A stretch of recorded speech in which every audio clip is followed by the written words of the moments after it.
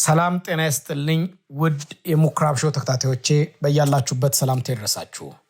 ዛሬ የደረሰን ሰበር መረጃ አለ እንደሚከተለው እናቀርባለን። የመሰረተ ክርስቶስ ቤተክርስቲያን እነ ዶክተር ስዩም አንቶኒዮስን አገደች። ከግብረ ሰዶማውያን ጋር ግንኙነት እያደረጉ ነው የሚል በሶሻል ሚዲያ ደንቡን ተከትለን ነው ደንቡን የምናስተካክል። በፉጨትም በጩኸትም ማለት እንደነዚህ ካለው ጋር መብል እንኳን አትብሉ ነው የሚለው። እኔ ሄደው የታራትንም ተካፍለው እንዳልሆነ ጌታ ነው የሚያውቀው። እዚህ የተከሰስነው አዳራሹን ለምን ገብታችሁ ወጣችሁ ነው።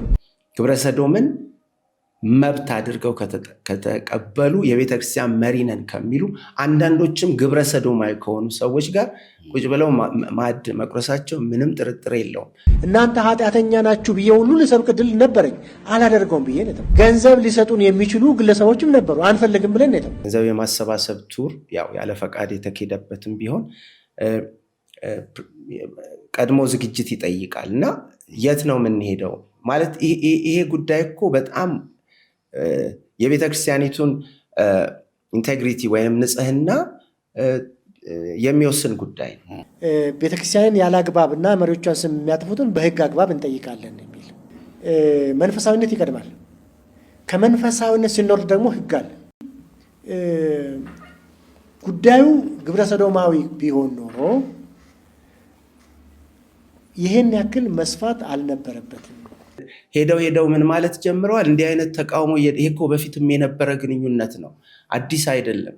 እና በእኛ ዘመን ግን እንዲህ አይነት ጫና የተደረገብን በዘራችን ምክንያት ነው፣ በማንነቴ ነው እንዲህ አይነት ነገር እየደረሰብኝ ያለው እኮ እያሉ እየተናገሩ ነው በየመድረኩ። የመሰረተ ክርስቶስ ቤተክርስቲያን በሰጠችው መግለጫ ዶክተር ስዩም አንቶኒዮስን፣ ወንድም ሰለሞን ወልደ ማርያምን እንዲሁም ወንድም አሰፋ ደሜን ከየትኛውም አገልግሎት እንዳገደች አሳውቃለች። ዶክተር ስዩም አንቶኒዮስ ከቅርብ ጊዜ ወዲህ በማህበራዊ ሚዲያ የኢትዮጵያ መሰረተ ክርስቶስ ቤተክርስቲያን ከውጭ አካላት ጋር ግብረ ሰዶማውያን ከሚደግፉ ቤተክርስቲያናት ጋር አድርገዋለች ስላሉት ህብረት ፊት ለፊት መጥተው በመቃወም እናውቃቸዋለን። በፍሬንድሺፕ ሆቴል ለመጀመሪያ ጊዜ መግለጫ የሰጡት ዶክተር ስዩም አንቶኒዮስና አጋሮቻቸው ከዛ በኋላም በተለያየ ሚዲያ ሀሳባቸውን ሲያጋሩ ነበር። የኢትዮጵያ መሰረተ ክርስቶስ ቤተክርስቲያን በተለያየ ጊዜ በዚህ ጉዳይ የሚነሳባትን ክስ መሰረተ ቢስ እንደሆነ ስታጣጥል የቆየች እንደሆነም የሚታወስ ነው። ቤተክርስቲያኒቱ አደጋ ገጥሟታል፣ ችግር ውስጥ ናት፣ መሪዎች በፍጥነት እርምጃ ይውሰዱ፣ ካልሆነም ኃላፊነት ወስደው ይውረዱ የሚል ያሰሙ የነበሩት እነ ዶክተር ስዩም አንቶኒዮስ ቤተክርስቲያኒቱ በምላሹ የእግድና በየትኛውም አገልግሎት እንዳይሳተፉ የሚል ደብዳቤ ተሰጥቷቸዋል ወይም ደርሷቸዋል።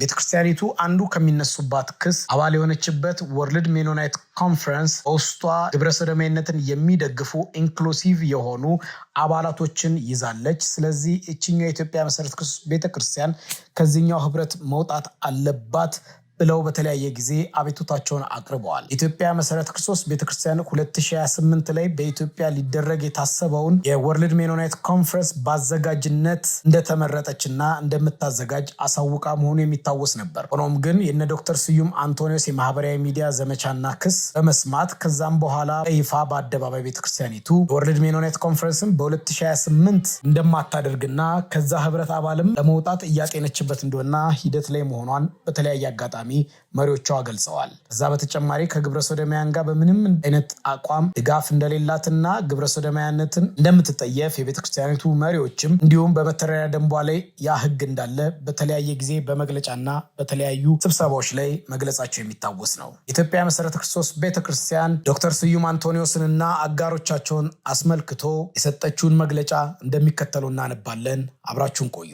በመሰረተ ክርስቶስ ቤተክርስቲያን ለቀጠናዎች፣ ለክልሎች በያሉበት የጌታ ጸጋና ሰላም ይብዛላችሁ። ጉዳዩ የመሰረተ ክርስቶስ አስተዳደር መሪዎች ጉባኤ ውሳኔን ስለማሳወቅ ከላይ በርዕሱ እንደተገለጸው፣ አንደኛ ዶክተር ስዩም አንቶኒዮስ የለቡ አዲስ አበባ አጥቢያ አባል፣ ሁለተኛ ወንድም ሰለሞን ወልደ ማርያም የመሪ ብርሃን አዲስ አበባ አጥቢያ አባል፣ ሶስተኛ ወንድም አሰፋ ደሜ የመሪ ብርሃን አዲስ አበባ አጥቢያ አባል። ከላይ በስም የተጠቀሱ እነዚህ ወገኖች በመተዳደሪያ ደንባችን አንቀጽ 97 የተደነገገውን ደንብ ተላልፈውና የቤተክርስቲያንን ምክርና ተግሳጽ ጥሰው በሚዲያ ከ4 ጊዜያት በላይ ከቤተክርስቲያን አሰራር ውጪ ግብረ ሰዶማዊነትን በመቃወም ሰበብ ቤተክርስቲያንን ወክለው መግለጫ ከመስጠታቸውን በተጨማሪ የቤተክርስቲያን አሰራርን የማጣጣል የመሪዎችንም ስም ያላግባብ ሲያጠለሹ መቆየታቸው የአደባባይ ምስጢር ነው። እንደሚታወቀው ግብረ ሰዶማዊነት በተመለከተ ቤተክርስቲያናችን ከሜኖናይት እና መሰል ተቋማት ጋር ያላትን የሥራ ግንኙነት ማንም ግለሰብ ወይም ህብረት ምንም አይነት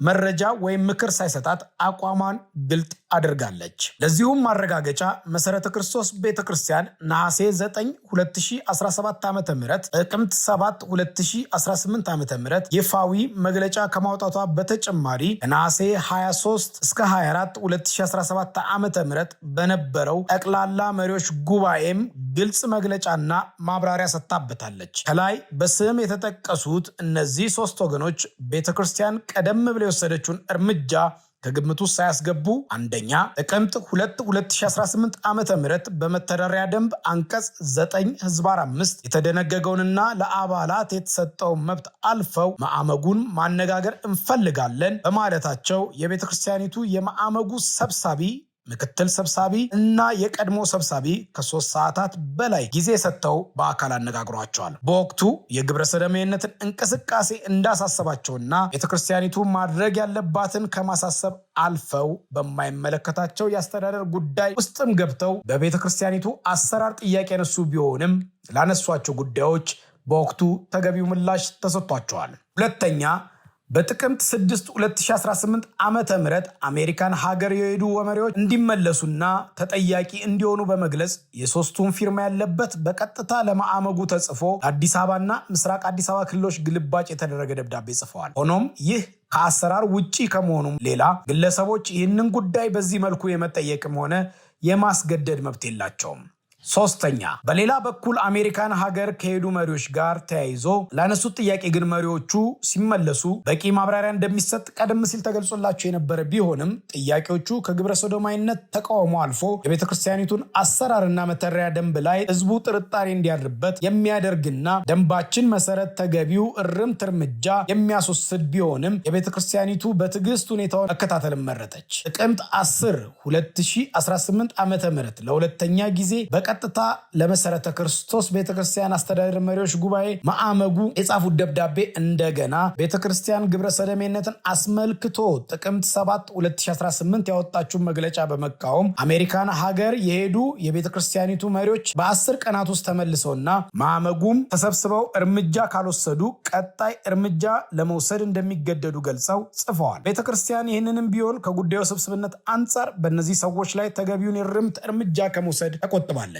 አምስተኛ ጥቅምት 2018 ዓ.ም ቤተክርስቲያን ለሁለቱም የአዲስ አበባ ክልል ጽሕፈት ቤቶች እነዚህ ወንድሞች የቤተክርስቲያኒቷን መተዳደሪያ ደንብ አንቀጽ 9/5 እና የውስጥ ደንብ 8/2 እና 4ን በመተላለፍ ከተሰጣቸው መብት በላይ የጠየቁና በማህበራዊ ሚዲያም የቤተክርስቲያኒቱን ገጽታ እያጎደፉ በመሆኑ ተገቢው ምክር ተሰጥቷቸው የሚያሰራጭ ያልተጣራ እና ውዝግብ ከሚፈጥር ድርጊት እንዲቆጠቡ እንዲነገራቸው በማዕመጉ ሰብሳቢው ፊርማ ለክልሎች በደብዳቤ ተገልጿል። በዚሁ አግባብ የምስራቅ አዲስ አበባ ክልልም ወንድም ሰለሞን ገብረ ማርያምን፣ ወንድም አሰፋ ደሜን መምከራቸውን፣ የአዲስ አበባ ክልል ጽሕፈት ቤት ደግሞ ዶክተር ስዩም አንቶኒዮስን ተገቢውን ምክርና መሪዎችን ከአሜሪካ እስኪመጡ ድረስ እንዲታገሱ ተነግሯቸው ሶስቱም ወንድሞች ምክሩን በሙሉ ፈቃደኝነት መቀበላቸውን የሚገልጽ በምስራቅ አዲስ አበባ ክልል ጥቅምት 28 2018 ዓ.ም በአዲስ አበባ ክልል ደግሞ ጥቅምት 24 2018 ዓ.ም በተጻፈ ደብዳቤ ለዋናው ቢሮ ተገልጿል። ሰባተኛ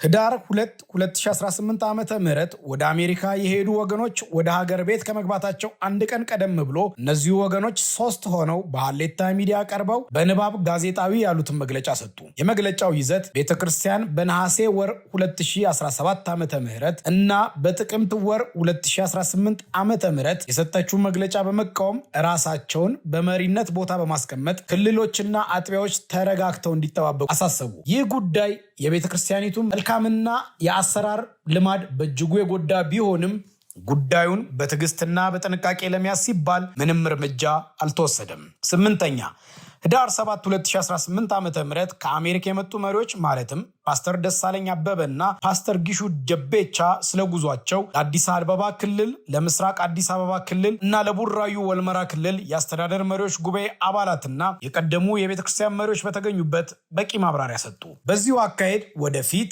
ጉዳዩ ለሌሎች አባላትም በተገቢው መንገድ ማስረዳት ተገቢ እንደሆነና እነዚህ ሶስት ወገኖችን በተመለከተ ጉዳዩን ለአደባባይ የገለጡበት መንገድ ከቤተክርስቲያኒቱ የአሰራር ልማድም ሆነ ከመተሪያ ደንቧ ተቃራኒ ቢሆንም በአባላቶች ይመከሩ በመባሉ ምክንያት አቶ ሰለሞን ከበደ፣ ዶክተር ተስፋዮን ደለሎ፣ አቶ መኮንን ደሳለኝ፣ አቶ ኤልያስ መሳይ እና ፓስተር ቀናዱላ ወዲያው በፕሬዝዳንቱ ተወከሉ። ኃላፊነት የተሰጣቸው እነዚህ አባቶችም እነዚህን ሶስት ወንድሞች ጠርተው እንዲመክሩና ከቤተክርስቲያኒቱ ደንብ በተቃረነ አካሄድ ላደረጉት ጥፋት ይቅርታ ጠይቀው ግብረሰዶሜነትን ከመቃወም አኳያ ግን ከቤተክርስቲያኒቱ አመራር ጋራ በጋራ መቆም እንዲችሉ አቅጣጫ ተቀመጠ።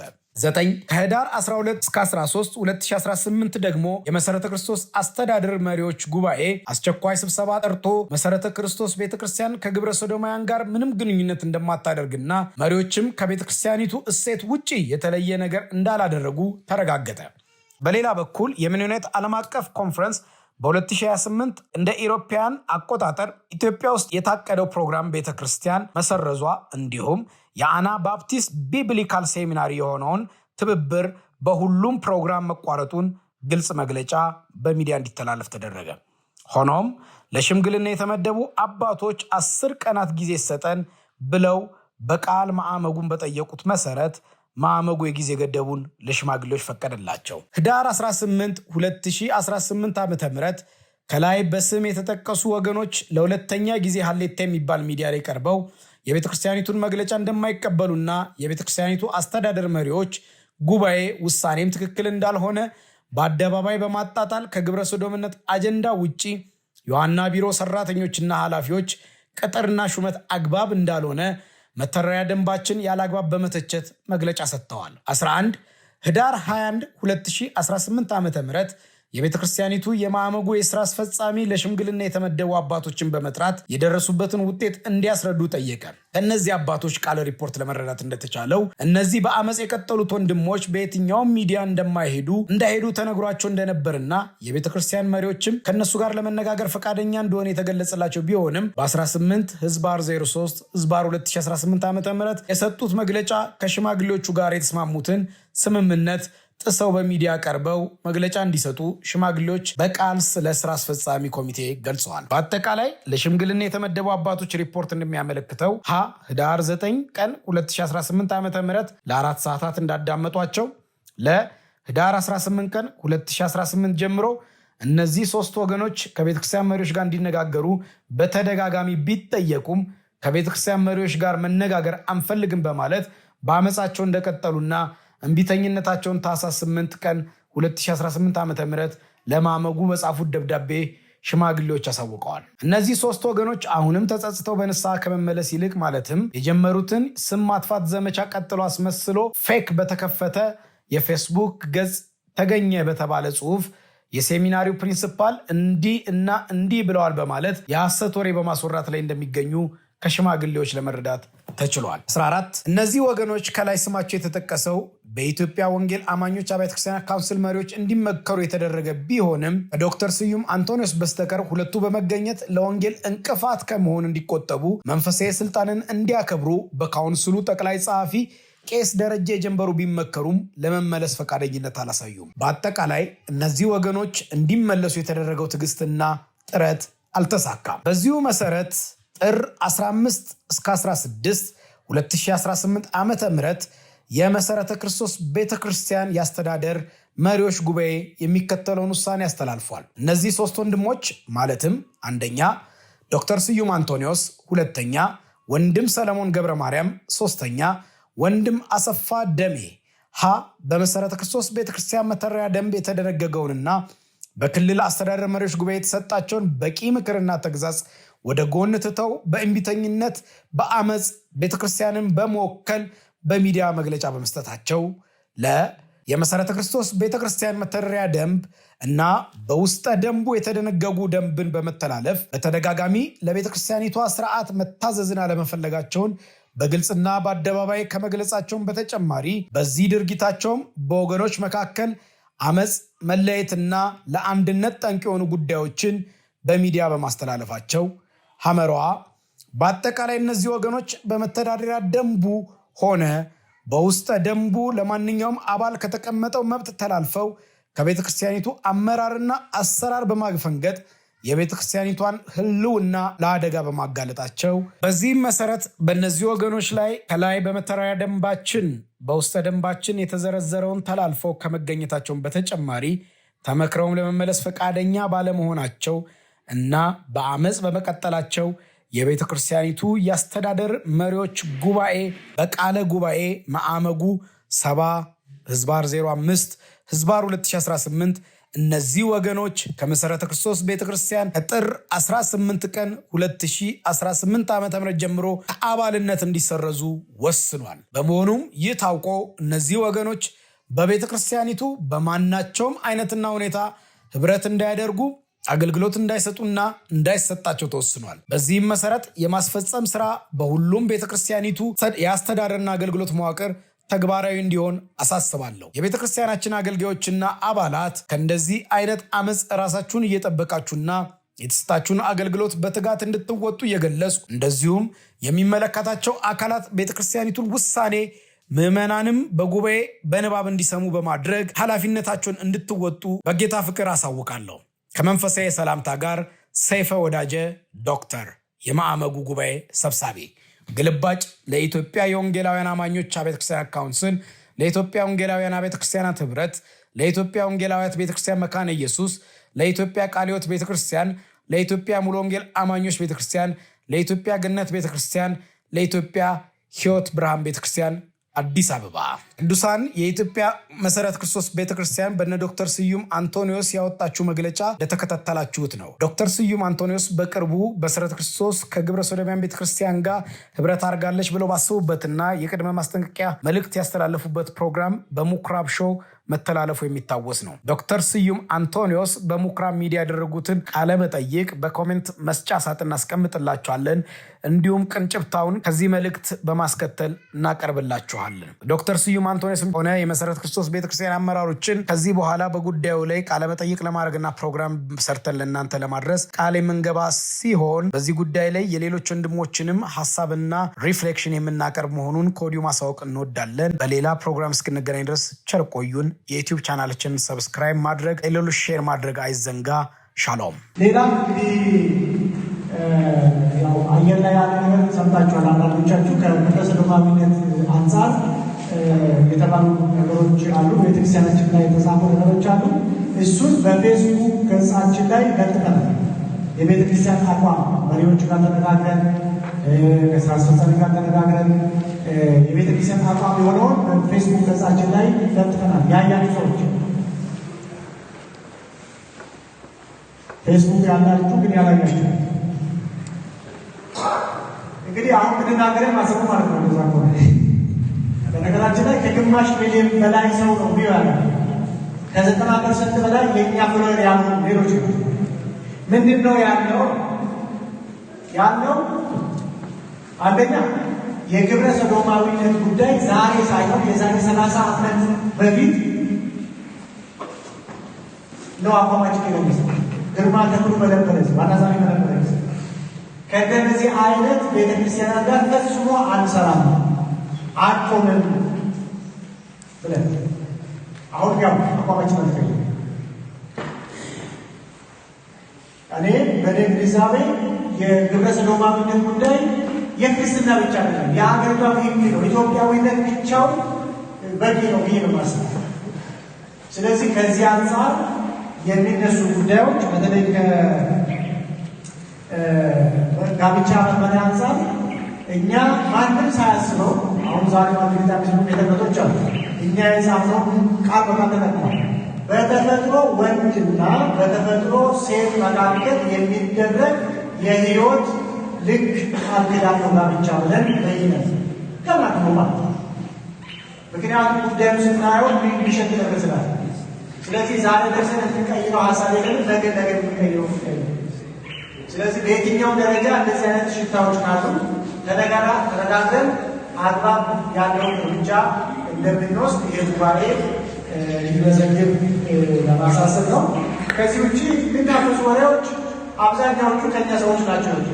በአንድም በሌላም ያቆረቡ ሰዎች ቤተክርስቲያንን በዚህ ያጠቃል፣ በዚህ ይጎዳል፣ መሪዎችን በዚህ ያጠቃል፣ በዚህ ይጎዳል መስለው እንደዚህ ነው የሚሏል።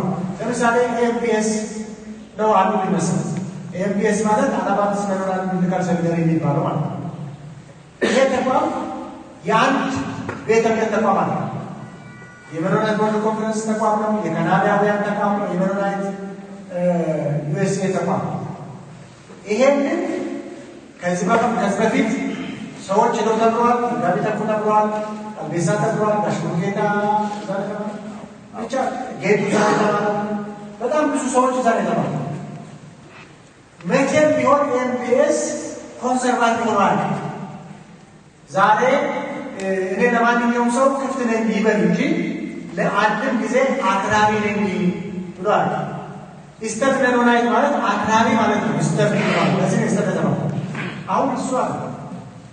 በነገራችን ላይ በአጠቃላይ እንደ መሰረተ ክርስቶስ ቤተክርስቲያን ከማንም ሜኖናይት 0.5 ሳንቲም አንቀበል ተቀበለን ማለት ነው ከቅርብ ጊዜ። ስለዚህ የምንሸማቀቅበትን የምንለማመጥበትን ምንም ምክንያት የለም እና በዚህ መንገድ ብንረዳዳ እና አንደርስታንድ ብንችላል እንጂ የችግሩ መንፈሳዊም ለማንኛውም ችግሩ አለ። ከኤምፒኤስ ጋር የምንሰራው ስራ የትምህርት ቤት ለትምህርት ቤት ግንኙነት ነው። ያ የሚደረገው ኦንላይን ነው። የሚያስተምሩት ስለ አናባፕቲስት ቴዎሎጂ፣ ስለ ፍልስፍና አይደለም፣ ስለ ሳይኮሎጂ አይደለም፣ ስለ ጾታ አይደለም። እሱን የሚያስተምሩት ደግሞ ውስን የሚሆኑ አስተማሪዎች። ምናልባት ትምህርት ቤቱ ይሄንን ይቀበላለሁ አልቀበልም አላለም፣ ግን እኔ ከየትኛውም አካል የሚመጣው ኢንክሉሲቭ የሚባሉ ቃላት ተጠቅሟል። ነገር ግን እኔና ጊሹን ሄደን መምህራኖቹን ስትልኩ አንደኛ ባለትዳር ይሆኑ፣ ሁለተኛ በዚህ ጉዳይ ላይ ትንሽ ፍንጭ ካለ ሪፖርት እንደምናደርግ ቃል በቃል ነው። እኛ አይደለም የመንግስት አካል ወዲያው ማስተማር አይደለም መኖር አይደለም ወዲያው ሪፖርት እንደሚደረጉ ነው የነገርናቸው። ከዚህ የተነሳ እስከ ዛሬ ድረስ ምንም ፍንጭ አለ ካየልኝ ለማንም አለ።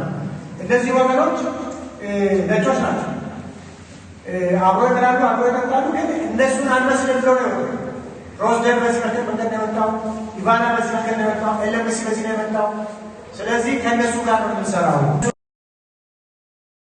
ገንዘብ የማሰባሰብ ቱር ያው ያለ ፈቃድ የተኬደበትም ቢሆን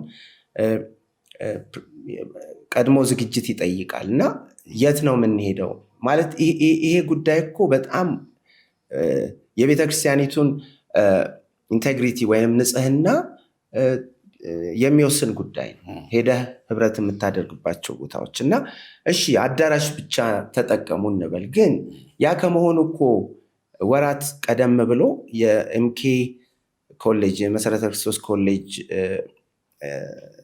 ዲን የአካዴሚክ ዲን እዛው ቤተክርስቲያን ያው እዛው ተቋም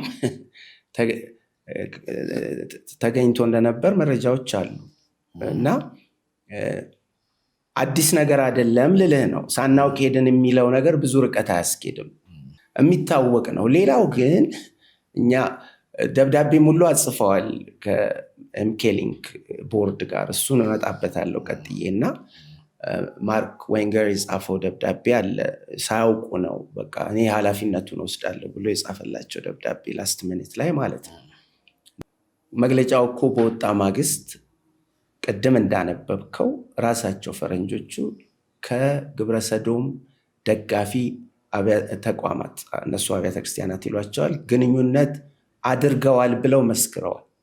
እነሱ አዳራሽ ይላሉ እንጂ ፈረንጆቹ ግንኙነት አድርገዋል ብለዋል። ስለዚህ ብር ከዛም መጥቷል ማለት ነው፣ ምንም ጥያቄ የለውም።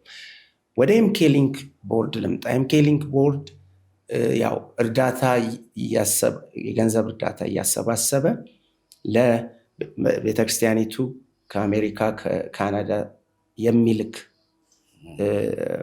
ናን ፕሮፊት ድርጅት ነው፣ ወይም ደግሞ ለትርፍ ያልተቋቋመ በአሜሪካ ሕግ መሰረት ማለት ነው። እና ይህን ኤምኬ ሊንክ ቦርድ ያቋቋሙት ግለሰብ ራሳቸው ጥያቄ ያለባቸው ግለሰብ ናቸው።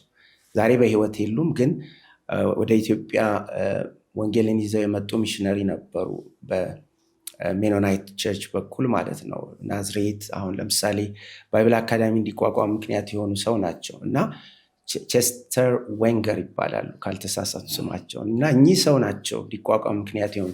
አጨራረሳቸውን ሄደ ታሪካቸውን ስታይ ግብረሰዶም ደጋፊ የሆነ የጨረሱ እንዳውም የገዛ ልጃቸውን ከወንድ ጋር በማጋባታቸው ምክንያት ቸርቿ ራሷ